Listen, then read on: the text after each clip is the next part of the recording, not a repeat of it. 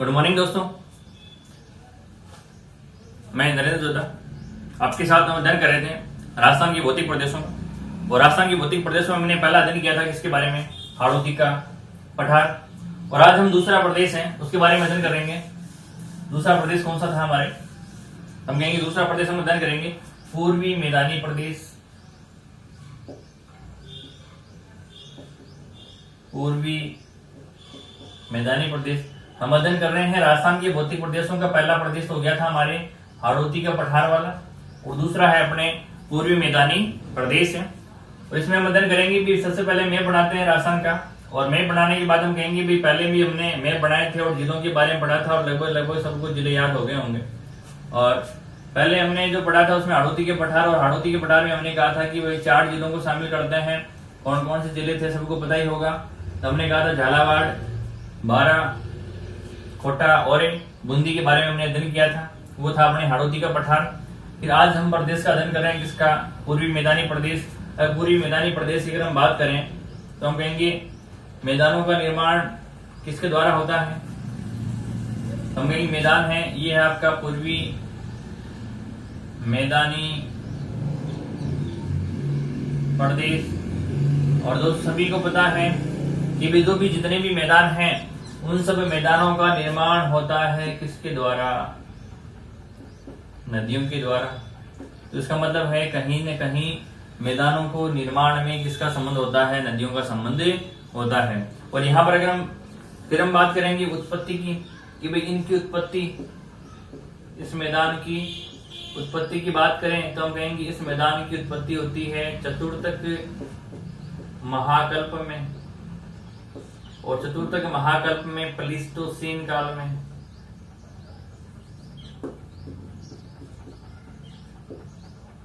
किस काल में, प्लीस्टोसीन काल में। क्योंकि दोस्तों देखो हमारा संबंध कहीं न कहीं उत्पत्ति से भी होता है। उत्पत्ति में हमने पहले पढ़ा था कि भाई इसका संबंध किससे होता है, चतुर्थ महाकल्प में। किस काल से, प्लीस्टोसीन काल से। यहाँ कहेंगे भाई जितनी भी नदियां हैं नदियों का निर्माण, जितनी भी नदियां हैं उन नदियों का निर्माण किसका, नदियों द्वारा किसका निर्माण होता है, मैदानों का निर्माण होता है, ये भी हमने कहा। और जहां पर मैदानी भाग होते हैं वहां पर जनसंख्या भी क्या पाई जाती है, अधिक पाई जाती है। अगर जनसंख्या अधिक पाई जाती है तो इसका मतलब है कि वहां पर क्या पाया जाता है, घनत्व भी अधिक होगा। हो सकता है कि इसके संदर्भ में कोई क्वेश्चन हमें मिल जाए। और जितना भी जो भी मैदानी भाग होता है वो क्या होता है, समतल भूभाग होता है। और समतल भूभागों में दोस्तों हमें पता है कि कृषि कार्य क्या होता है, ज्यादा होता है। यानी हम कह सकते हैं कि जो मैदानी भाग जिनका हम अध्ययन करने जा रहे हैं उनके अध्ययन में महत्वपूर्ण मुख्य रूप से भूमिका निभाते हैं कौन, भाई हमने कहा मैदानों का निर्माण हुआ। तो मैदानों का निर्माण हुआ तो इसका मतलब है कि ऐसे वो क्षेत्र हो सकते हैं जहां पर समतल भूभाग है। यहाँ दोस्तों समतल भूभाग है, लेकिन जहां जिन क्षेत्रों में समतल भूभाग होते हैं, जिन क्षेत्रों में कृषि कार्य किया जाता है उन क्षेत्रों में जनसंख्या क्या होती है, ज्यादा। और अगर उन क्षेत्रों में जनसंख्या ज्यादा है तो घनत्व भी क्या होगा, ज्यादा। दोस्तों देखो ये समझने का मतलब ये है कि राजस्थान के भौतिक प्रदेशों में कोई न कोई क्वेश्चन आता है, और क्वेश्चन की बात करें तो हम कहेंगे यहाँ पर संबंध क्या है, पूर्वी मैदानी प्रदेश। और पूर्वी मैदानी प्रदेश का मतलब है कि जनसंख्या भी निवास करती है, कृषि कार्य भी करती है। तो सबसे हमारे यहाँ पर क्वेश्चन बनने के चांसेस रहते हैं कि भाई जनसंख्या से क्वेश्चन बने या घनत्व से क्वेश्चन बने। ये 2 क्षेत्र हैं क्वेश्चन बनने के, या हम कह सकते हैं कृषि कार्य में कौन सी फसलें हैं। इस प्रकार से हम राजस्थान की किसका अध्ययन कर रहे थे, भौतिक प्रदेशों का, पूरी मैदानी प्रदेश का। इसमें हमने कहा इस पूरी प्रदेश की उत्पत्ति कब होती है, चतुर्थ महाकल्प में होती है। और चतुर्थ महाकल्प में कौन सा काल आता है, प्लीस्टोसीन काल आता है। देखिए आगे बढ़ते हैं हम। अब मैदानों का निर्माण तो होता है, जैसे हम कह सकते हैं भाई मैदानों का निर्माण तो होता है। भाई हमने कहा पूर्वी मैदानों का निर्माण हुआ, तो इसका संबंध क्या है। जैसे कि हम कहेंगे कि भाई नदियां हैं, हमने कहा भाई नदियां हैं, हाँ भाई नदियां हैं। तो नदियां कहाँ से निकलती है, पर्वतों से निकलती है। कहाँ से निकलती है, पर्वतों से निकलती है। इसके बाद नदियां पर्वतों से कहाँ आती है, निचले भागों में आती है। हम कहेंगे जब नदियों का जल ऊपरी भागों से निचले भागों में पहुंचता है तो उसके साथ में अनेक प्रकार के क्या होते हैं, कंकड़ पत्थर भी होते हैं, हमें होते हैं। तो हम कहेंगे जब इन कंकड़ पत्थरों के मध्य नदी का जल यहाँ हमें दिखाई नहीं देता है, या हमें दिखाई नहीं देता है, इस क्रिया को हम कहते हैं भाबर। हमने कहा नदियां निकलती हैं पर्वतीय भागों से, और जब नदियां ऊपर पर्वतीय भागों से नीचे आती है तो अपने साथ में अनेक प्रकार के कंकड़ है, पत्थर है, मर्दा है, जो भी है अनेक प्रकार के कण अपने साथ में लेकर आती है। और जब ये कंकड़ पत्थर नीचे आकर यहाँ इकट्ठे होकर यहाँ पर नदी का जल हमें क्या नहीं होगा, दिखाई नहीं देता, तो इस घटना को हम कहते हैं भाबर। क्योंकि संबंध किससे है, नदियों से है, इसलिए हम पढ़ रहे हैं इसको। फिर हम कहेंगे जब नदियों का जल हमें दिखाई देने लगता है, दिखाई देने का मतलब है कि यहाँ पर दलदली भाग होगा, और दलदली भाग है तो इसको हम कहते हैं तराई प्रदेश। कौन से प्रदेश कहते हैं, तराई प्रदेश। यानी वे क्षेत्र जहां पर नदियों का जल हमें दिखना प्रारंभ होता है और सर्वाधिक मात्रा में नदियों का जल होता है, उसे हम कहते हैं तराई प्रदेश। पहले प्रदेश को उन्होंने नाम दिया भाबर, दूसरे प्रदेश को क्या नाम दिया, तराई प्रदेश, क्योंकि यहाँ पर कौन सा भाग है, दलदली भाग है। फिर हम कहेंगे नदियों आगे बढ़ती हैं, नदियों का लगातार विस्तार होता है, और विस्तार में हम कहेंगे कि लगातार प्रतिवर्ष जब नई मर्दा आती है, और जब नई मर्दा आती है प्रतिवर्ष नदियों का जल पहुंचता है जहां पर, उस मर्दा को हम कहते हैं खादर। यानी वे उन नदियों का जल जब प्रतिवर्ष मैदानों तक पहुंचता है, यानी प्रतिवर्ष नदियां अपने साथ में उपजाऊ मृदा लेकर के आती है, तो उस घटना को हम कहते हैं खादर। क्या कहते हैं, खादर। ये कुछ शब्दावलियां हैं। नेक्स्ट, जब पहले नदी का जल उन भागों तक पहुंचता था, लेकिन वर्तमान समय में नदी का जल उन भागों तक नहीं पहुंचता, उस भाग को हम कहते हैं बांगर प्रदेश। कौन सा प्रदेश, बांगर। इसका मतलब है कि यहां पर तो है नवीनतम उपजाऊ मृदा, और यहां पर है प्राचीनतम मृदा। प्राचीनतम का मतलब है कि यहाँ पर तो प्रतिवर्ष नवीन मृदा में प्राप्त हो रही है, और यहाँ पर ये क्या प्राचीनतम, यानी पहले नदी का जल यहाँ पहुंचता था, वर्तमान समय में नदी का जल यहाँ नहीं पहुंचता। तो ये है नदियों से संबंधित। भाई हमने कहा 4 प्रकार की शब्दावली हैं। भाबर यानी वे क्षेत्र जहां पर नदियों का जल हमें क्या नहीं देता, दिखाई नहीं देता। क्यों, क्योंकि यहाँ पर क्या है, कंकड़ और पत्थर। फिर जब नदियों का जल हमें दिखाई देने लगता है तो उस प्रदेशों को क्या कहते हैं, तराई प्रदेश, वहां दलदली भाग होता है। फिर वे क्षेत्र जहां पर नदियां प्रतिवर्ष नदियों अपने साथ में जल लेकर के आती है, उसे हम कहते हैं नवीनतम उपजाऊ मैदान वाले भाग को हम कहते हैं खादर। और अगला है बांगर, प्राचीनतम मृदा जहां पर है। ठीक है दोस्तों, आगे बढ़ते हैं। इसी प्रकार से उत्पत्ति के बारे में हमने कहा, तो किस काल में हुई थी, चतुर्थ महाकल्प के प्लेइस्टोसीन काल में किसकी उत्पत्ति होती है, पूर्वी मैदानी प्रदेशों की उत्पत्ति होती है। फिर इसके हम अध्ययन करते हैं विस्तार का। भाई ये भाग जो है कितने प्रतिशत भाग पर फैला हुआ है, यानी हम कहेंगे क्षेत्रफल की बात करें तो हम कहेंगे कि भाई आपका जो भाग है, कौन सा भाग है, पूरी मैदानी भाग है, और पूरी मैदानी भाग कितने प्रतिशत क्षेत्रफल फैला हुआ है, तो हम कहेंगे 23.6% भाग पर फैला हुआ है। कितने प्रतिशत क्षेत्रफल फैला हुआ है भाई, विस्तार की बात कर रहे हैं हम, इसकी बात कर रहे हैं विस्तार की, और विस्तार में क्या आता है, क्षेत्रफल, और क्षेत्रफल कितना है, 23.6%। अगला आता है अपने जनसंख्या। तो हमने कहा ही था कि भाई मैदानी भाग है, मैदानी भागों में जनसंख्या भी क्या पाई जाती है, अधिक पाई जाती है, क्योंकि वहां कृषि कार्य भी होता है, समतल भूभाग भी है, सभी कार्य संपन्न होते हैं वहां पर। तो हम कहेंगे लगभग 39 या लगभग 40% तक यहाँ पर क्या पाई जाती है, जनसंख्या पाई जाती है। क्योंकि राउंड फिगर जो आंकड़ा है वो अपना कितना है, 40% लगभग, और ऐसे कितने प्रतिशत आपकी 39%। तो जनसंख्या की बात करें भाई, क्योंकि हमने पहले ही कहा था कि उपजाऊ मैदानी भाग है, और उपजाऊ भाग है तो वहां क्या होता है, कृषि कार्य होता है, और कृषि कार्य होता है तो वहां जनसंख्या घनत्व भी क्या होगा, ज्यादा होगा। तो इस प्रकार से हम कहेंगे जनसंख्या यहाँ पर क्या है, ज्यादा है। फिर अगर जिलों की बात करें तो हम कहेंगे इसमें कितने जिलों को शामिल करते हैं, लगभग 10 जिलों को शामिल करते हैं। वो हमने लगभग जिले से भी हमने पहले पढ़े थे। और अगर फिर हम बात करते हैं विशेषताओं की, इस भाग की क्या विशेषता है, विशेषताओं में हमें पता ही है क्योंकि पूरी मैदानी जो प्रदेश है प्राचीन, हर बार नदियां आती हैं और नदियां क्या लेके आती है, नई मृदा लेके आती है। तो इस मृदा को हम कहते हैं जलोढ़ मृदा। कौन सी मृदा के नाम से जानते हैं? हम कह सकते हैं पूरी मैदानी जो प्रदेश है उन पूरी मैदानी प्रदेशों में कौन सी मृदा पाई जाती है?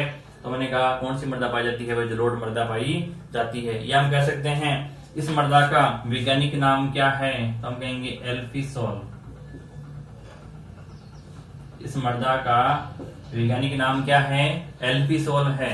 हम कह सकते हैं भाई विशेषताओं के बारे में मृदा कौन सी है? जलोढ़ मृदा। लेकिन अगर आजकल क्या आता है जलोढ़ मृदा नहीं पूछ करके वैज्ञानिक नाम पूछ लिया जाता है, और वैज्ञानिक नाम क्या है आपके? एल्फीसॉल के रूप में जानते हैं। फिर हम इन प्रदेशों में हमने बात की थी जनसंख्या की, और जनसंख्या में हम कहेंगे जहां पर जनसंख्या घनत्व भी क्या पाया जाता है? अधिक पाया जाता है। जैसे कि हम कहेंगे कि राजस्थान की बात करें और राजस्थान में जनसंख्या घनत्व वाले जिले कौन से हैं? हम कह सकते हैं जयपुर, भरतपुर, दौसा और नेक्स्ट आपके हेलो। कई बार क्वेश्चन आ जाता है कि भाई सर्वाधिक जनसंख्या घनत्व वाले जिले कौन से हैं? तो हम कहेंगे जयपुर। जयपुर का कितना है? 595 व्यक्ति प्रति वर्ग किलोमीटर। भाई सर्वाधिक घनत्व है। क्वेश्चन आ सकता है कि भाई सर्वाधिक घनत्व वाला जिला कौन सा है राजस्थान का? तो हम कहेंगे जयपुर। दूसरा किसका है? भरतपुर का। भरतपुर में कितना है? 503 व्यक्ति प्रति वर्ग किलोमीटर। फिर अगला कौन सा आता है आपकी? दौसा। अगर दौसा की बात करें तो हम कहेंगे दौसा में कितना है? 476 व्यक्ति प्रति वर्ग किलोमीटर। फिर अगला आता है आपके अलवर, और अलवर की बात करें तो हम कहेंगे 438 व्यक्ति प्रति वर्ग किलोमीटर। क्योंकि हम पढ़ क्या रहे हैं भाई? मैदानी भाग पढ़ रहे हैं, और मैदानी भाग का मतलब है कि जनसंख्या। हमने कहा था कि लगभग भाई कितने प्रतिशत जनसंख्या पाई जाती है?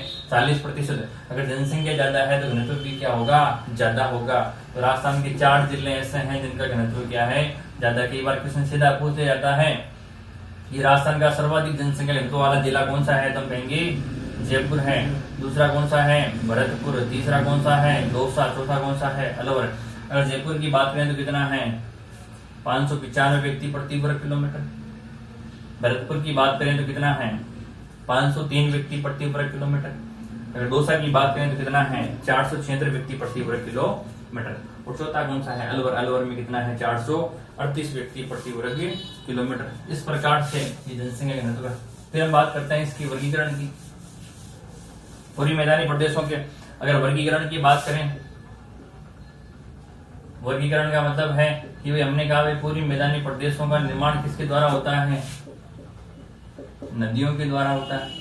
किसके द्वारा होता है? नदियों के द्वारा। तो हम कहेंगे हाँ भाई नदियां हैं, तो नदियां कौन कौन सी यहाँ बहती है? तो हम कहेंगे भाई पहली तो है चंबल नदी। कौन सी है? चंबल। फिर हम कहेंगे दूसरी नदी है बनास, वह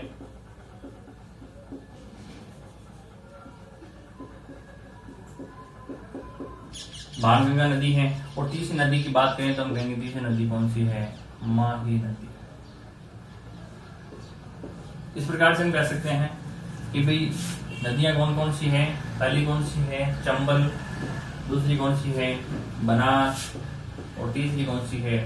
माही नदी। फिर अगर इन जिलों की अब कई बार क्वेश्चन पूछा जाता है कि भाई चंबल नदी की बात कर रहे हैं हम तो, और चंबल नदी में चंबल नदी जिन क्षेत्रों से भरी है वहां से कौन कौन से जिले शामिल होते हैं? तो हम कहेंगे धौलपुर,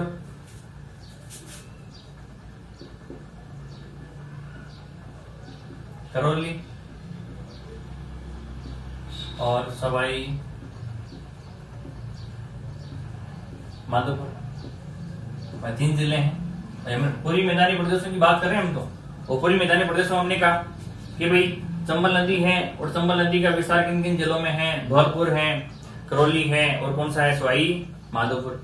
दूसरा है आपके कौन सी नदी है? बनास और बाणगंगा। अगर बनास बाणगंगा की बात करें तो हम कहेंगे टोंक,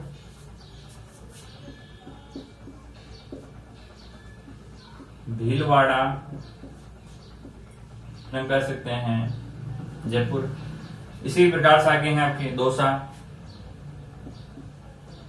और अगला है आपके भरतपुर। तो हम कह सकते हैं कि भाई अगर हमें बनास और बाणगंगा की नदी की बात करें तो इसका विस्तार पाया जाता है टोंक है, भीलवाड़ा है, जयपुर है, दौसा है और भरतपुर है। इन जिलों में किस नदियों का विस्तार पाया जाता है? बनास और बाणगंगा।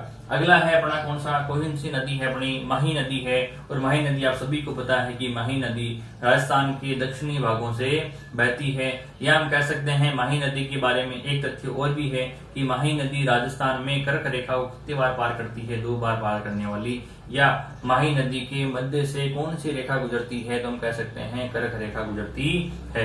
एक क्वेश्चन बन सकता है, राजस्थान की ऐसी कौन सी नदी है जो कर्क रेखा को 2 बार काटती है? तो कौन सी नदी है आपकी? माही नदी है। अगर जिलों की बात करें तो हम कहेंगे डूंगरपुर,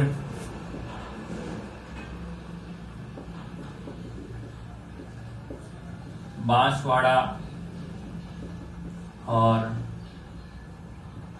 प्रतापगढ़, इन 3 जिलों को शामिल करते हैं। तो देखिए दोस्तों, हमने कहा चंबल बेसिन में कितने जिले हैं आपके? 3 जिले हैं, धौलपुर, करौली और सवाईमाधोपुर। चौथा है आपके बनास और बाणगंगा में टोंक, भीलवाड़ा, जयपुर, दौसा और भरतपुर कितने जिले हो गए? 5। और फिर लास्ट में है कौन से हैं आपके? डूंगरपुर, बांसवाड़ा और प्रतापगढ़, कितने जिले हो गए आपके?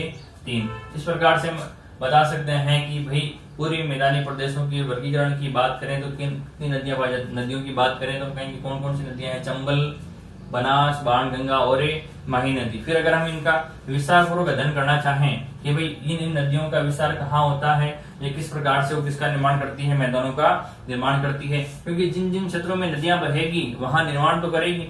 निर्माण की बात है जैसे कि हम कह सकते हैं कि भाई माही नदी है हमारी, माही नदी की बात करते हैं और माही नदी में हम कहेंगे कि माही नदी निर्माण करती है 56 के मैदान का निर्माण करती है। इसका निर्माण करती है 56 के मैदान का निर्माण करती है। या हम कह सकते हैं कांठल के मैदान का निर्माण करती है। या हम कह सकते हैं बांगर प्रदेश का निर्माण करती है। देखिए इसको हम विस्तार से पढ़ते हैं किस प्रकार से भी इनका निर्माण होता है।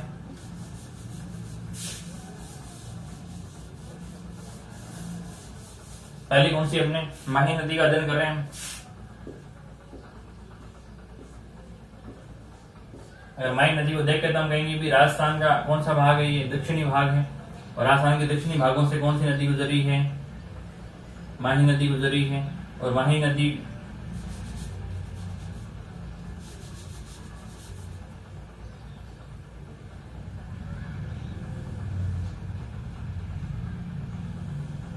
ये है कौन सी नदी है? माही नदी। राजस्थान का कौन सा भाग है? दक्षिणी भाग है। जिले हैं आपके डूंगरपुर,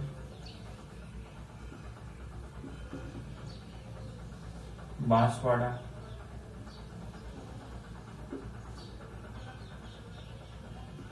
और प्रतापगढ़, 3 जिले हैं,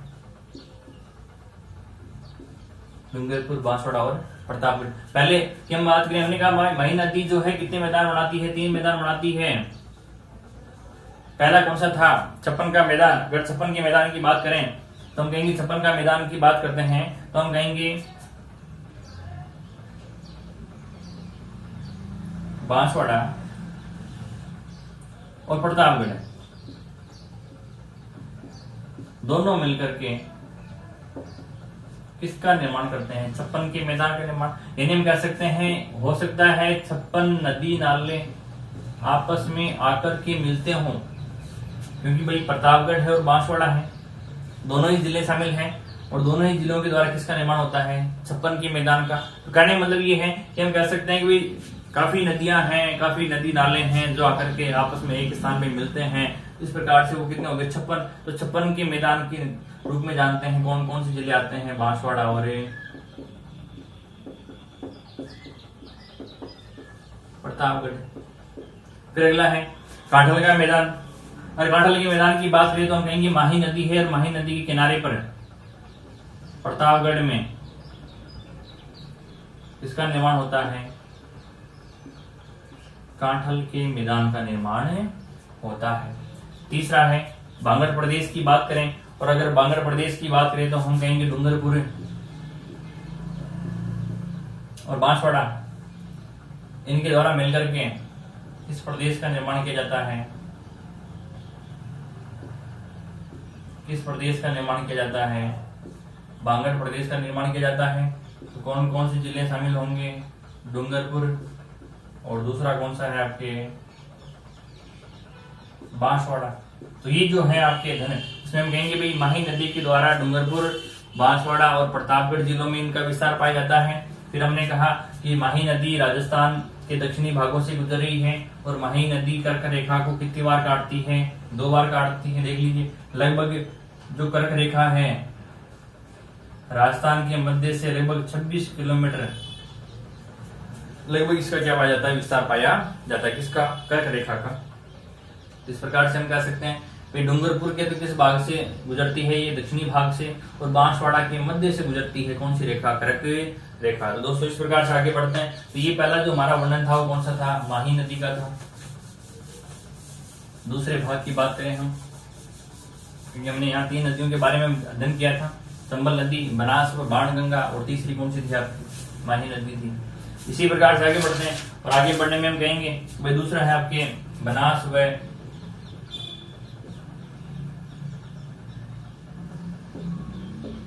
बाणगंगा बेसिन। इनके भी द्वारा किसका निर्माण किया जाएगा? मैदानों का निर्माण किया जाएगा। देखिए, हम कहेंगे भाई नदी है, राजस्थान के बाहरी भागों से एक नदी बहती है। कौन सी नदी है वो? यमुना नदी है। ठीक है, कौन सी नदी है? यमुना नदी। क्योंकि ये जो नदियां हैं बनास और बाणगंगा नदी है, उनका जाकर के मिलान किसमें होगा? यमुना में होगा। तो हम कहेंगे पहली इधर नदी है आपके बाणगंगा, और दूसरी ये नदी है आपके बनास। ये बाणगंगा नदी है। ये कौन सी नदी है? बनास नदी है। क्योंकि कहीं न कहीं जिले तो शामिल होते ही हैं, और जिलों की हमने बात की थी, हमने कहा ये बाणगंगा नदी है। ये बाणगंगा नदी है, कहां से बरी है? जयपुर से। कहां से बरी है? जयपुर से। और जयपुर से बहते हुए यहाँ जिला है आपके भरतपुर जिला है। कौन सा जिला है? भरतपुर। इसका मतलब है कि भाई बाणगंगा जो नदी है जयपुर से बहते हुए, भरतपुर से बहते हुए जाकर के किस नदी में मिलती है? किसमें मिलती है भाई? यमुना नदी में। तो जिस क्षेत्र से बहेगी वहां पर किसी मैदान का निर्माण तो होगा, हाँ भी होगा। तो हम कहेंगे भाई इसके मध्य जो मैदान का निर्माण होता है वो है रोही का मैदान। कौन सा मैदान है? रोही का मैदान। इसी प्रकार से आगे बढ़ते हैं हम, बनास नदी है, और बनास नदी भी जाकर के किसमें मिलती है? यमुना नदी में मिलती है। तो हमें पता है कि भाई जब बह रही है तो कहीं न कहीं जाकर के मिलेगी। और बनास नदी की बात करें तो हम कहेंगे ये राजसमंद में है देवगढ़, यहां से निकलते हैं। इसका विस्तार जाकर के किसमें मिलेगी भाई? हमें पता है यमुना नदी में, और यही कहीं न कहीं चंबल नदी भी आएगी, क्योंकि वो भी आके मिलेगी किसमें? यमुना में।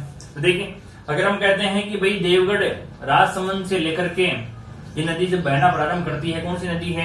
बनास नदी। इसकी बात करें तो ये बहती है भीलवाड़ा तक। कहां तक बहती है? भीलवाड़ा तक। तो हम कहेंगे जब ये राजसमंद से लेकर के भीलवाड़ा तक कौन सी नदी बहती है?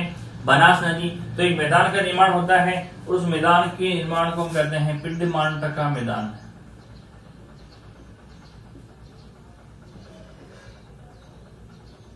कौन सा मैदान है? पिंडमान का मतलब राजसमंद से लेकर के, ये देवगढ़ है, देवगढ़ से लेकर के भीलवाड़ा तक जब कौन सी नदी बहती है? बनास नदी बहती है। और जब ये नदी बहती है तो इसके मध्य जिस मैदान का निर्माण होता है, उस मैदान के निर्माण को हम कहते हैं पिंडमांटका मैदान। फिर भीलवाड़ा से लेकर के मालपुरा तक, और मालपुरा कहाँ है? टोंक में। तो हम कह सकते हैं इस क्षेत्र में जब किसका निर्माण होता है, मैदानों का निर्माण होता है, वही यहाँ पे मैदान का निर्माण होता है, तो हम कहेंगे यहाँ पर निर्माण होता है खेराड़ का मैदान, या कह सकते हैं माल खेराड़ का मैदान निर्मित होता है। फिर हम कहेंगे जब आगे बढ़ती है टोंक से बहते हुए आगे, हम कहेंगे करौली जाती है, तो यहां पर भी किसी न किसी किसका निर्माण होगा, मैदान का निर्माण होगा, क्योंकि बह तो कौन सी रही नदी है भाई, बनास नदी है। बनास नदी का क्या है, विस्तार है, और यह जहां जहां जिन जिन क्षेत्रों से बह रही है उन क्षेत्रों में इन जिलों के मध्य किसका निर्माण होता है, मैदानों का निर्माण होता है। देखिए इसमें यहां पर निर्माण होगा मालपुरा, करौली का मैदान, क्योंकि टोंक से लेकर के कहां तक बह रही है, करौली तक बह रही है, कौन सी नदी है, बनास नदी है। तो यहाँ पर जो निर्माण हुआ वो कौन सा निर्माण है, मैदान कौन सा है, मालपुरा करौली का मैदान। इसी प्रकार से संबल नदी है, इसका भी इसमें आके मिलना होगा, और हम कहेंगे टोंक के आसपास, टोंक, बूंदी, ये जो भाग है इन क्षेत्रों से आकर के ये चंबल नदी भी किस में आकर गिरती है, यमुना नदी में गिरती है। तो इस प्रकार से हम कह सकते हैं कि इन किसका निर्माण होता है, मैदानों का निर्माण होता है। नेक्स्ट अगला आगे बढ़ते हैं। ये था अपने बनास और बाणगंगा। इसके बाद अगला आता है अपने चंबल नदी की बात करें हम, और चंबल नदी के बारे में सबको ही पता होगा। चंबल नदी में अनेक प्रकार की शब्दावली आती है। पहली बात ये है कि भाई चंबल नदी, हम कहेंगे हाँ भाई चंबल नदी है। चंबल नदी क्या बनाती है, उत्खाद भूमि। क्या बनाती है भाई, उत्खाद भूमि। उत्खाद भूमि का मतलब क्या होता है, ऐसी भूमि जो उबड़ खाबड़ हो, उस भूमि को हम क्या कहते हैं, उत्खाद भूमि के रूप में। कैसे, जैसे कि हम कहेंगे भाई ये कोई भाग है और ये भी भाग है,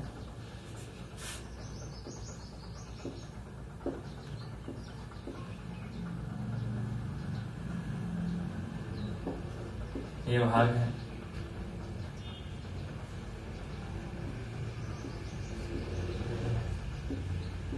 ये भाग है। हम कहेंगे जब चंबल नदी बहती है तो अनेक प्रकार के क्षेत्रों से भरी है। यहाँ नदियों नाले का निर्माण हो गया, यहाँ नाले का निर्माण हो गया, यहाँ नाले का निर्माण हो गया, यहाँ नाले का निर्माण हो गया, यहाँ नाले का निर्माण हो गया, और यहाँ नाले का निर्माण हो गया।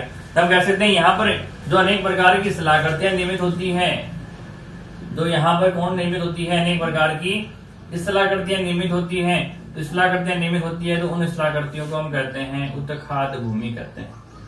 क्या कहते हैं भाई, उत्खाद भूमि कहते हैं। तो हम कहेंगे इस प्रकार से जो वर्गीकरण हम करते हैं, भाई हम क्या पढ़ रहे थे, चंबल नदी पढ़ रहे थे, और जब चंबल नदी बहती है तो अनेक प्रकार की सलाहकृतियां जब बनती हैं, उन सलाहकृतियों को हम किस रूप में जानते हैं, उत्खाद भूमि के रूप में जानते हैं। अभी फिर हम जिलों की बात करें कि भाई इनमें कुछ क्षेत्र है भाई उबड़ खाबड़ भूमि होगी। उबड़ खाबड़ भूमि का मतलब होता है एक भाग ऊपर उठा हुआ, दूसरा भाग नीचे उठा हुआ, ऐसा ये होती है उबड़ खाबड़ भूमि। हम कहेंगे इस भूमि के भाग में उच्च भूमि को ऊपर उठा हुआ जो भाग है उसे हम कहते हैं उच्च भूमि, और यहाँ पर जो नीचे उठा हुआ भाग है उसे हम कहते हैं निम्न भूमि के नाम से जानते हैं। दो प्रकार की भूमियां होगी, एक तो कौन सी होगी, उच्च भूमि, और दूसरी कौन सी होगी आपके निम्न भूमि। फिर हम कहेंगे इन्हीं क्षेत्रों में बीहड़ों का निर्माण होता है।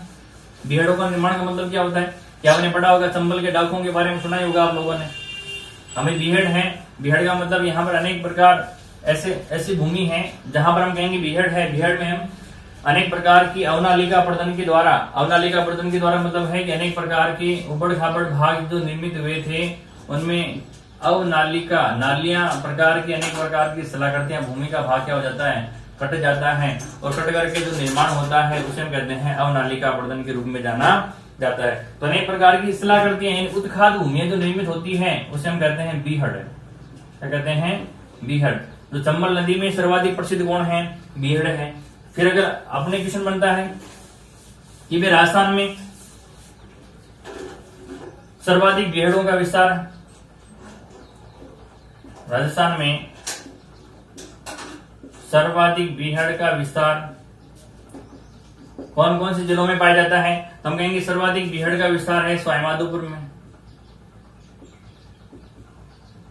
किस जिले में है भाई? अगर क्वेश्चन बने कि राजस्थान में सर्वाधिक बीहड़ का विस्तार, सर्वाधिक की बात करें हम और सर्वाधिक विस्तार की बात करें तो कहां पर है आपकी? सवाईमाधोपुर में। अगला फिर क्वेश्चन बनता है कि जबकि सर्वाधिक बीहड़ कहां है?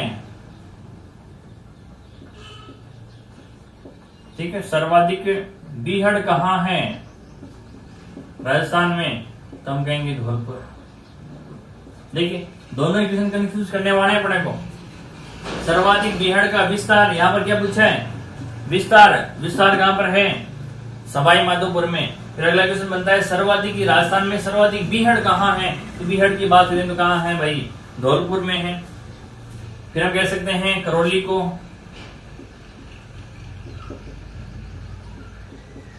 बीहड़ों की रानी भी कहा जाता है। क्वेश्चन आ सकता है बीहड़ों की रानी किसे कहते हैं? करौली को। किसको कहते हैं भाई? करौली को। इस प्रकार के क्वेश्चन चंबल नदी से संबंधित है और चंबल बेसिन के बारे में क्वेश्चन आ सकता है। फिर हम कहेंगे डांग प्रदेश। डांग प्रदेश की बात करें तो यहाँ डांग प्रदेश में था उच्च भूमि, ऊपर उठा हुआ जो भाग है उसे हम क्या कहते हैं? डांग प्रदेश के रूप में जानते हैं। उसमें हम कहेंगे सवाईमाधोपुर है, करौली है और धौलपुर है। तो देखिए दोस्तों, इस प्रकार से हमारे जो हम अध्ययन कर रहे थे मैदानी प्रदेशों का भाग का निर्माण का अध्ययन कर रहे थे हम। हमारे यहाँ पर मैदानी प्रदेश क्या होते हैं? समाप्त होते हैं। और अगला विवरण जो भी रहेगा राजस्थान का थर्ड पार्ट जो भी है हम पढ़ेंगे। देखिए दोस्तों, अभी तक जिन्होंने हमारे चैनल को सब्सक्राइब नहीं किया वो सब्सक्राइब करें। धन्यवाद।